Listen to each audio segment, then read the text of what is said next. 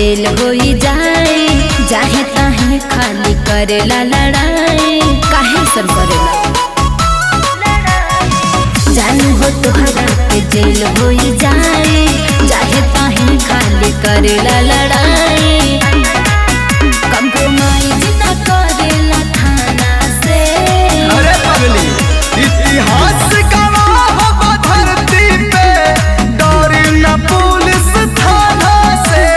रोज अखबार में आवेला नमवा होई चमरान घराना से। अच्छा रोज अखबार में आवेला नमवा होई चमरान घराना से। सुधर जा।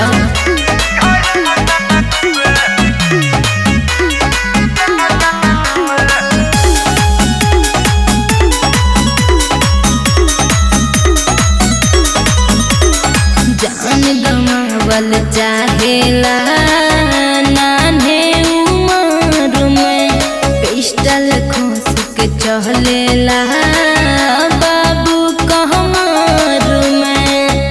ज्यादा रंगा भी बड़ा बचपने से बेबी जाने लागिला का पूरा शहर रे। हमारे चलता अब लहर रे। काम बड़ोए तो हर रोजाना से।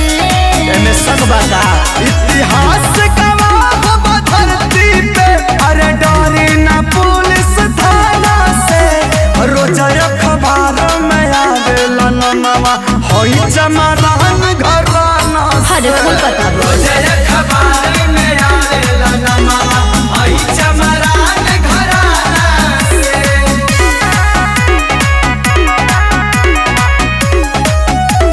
म्यूजिक बाय आशीष विश्वकर्मा।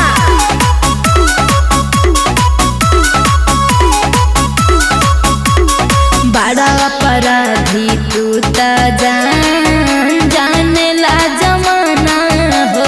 बादल आकाश संगमा रहेला पवन परवाना हो। आ तू सास खा के मंदिर भर बड़ा हम रंगदार बात कौन रे। हाँ भइल बदमाश बात पवन रे। बुझली काहे डरेला ना केहू जाना से। काहे से डरी रे। इतिहास उठा के देख पुलिस थाना से। तू काहे बदमाश हो खेले लइका चमहर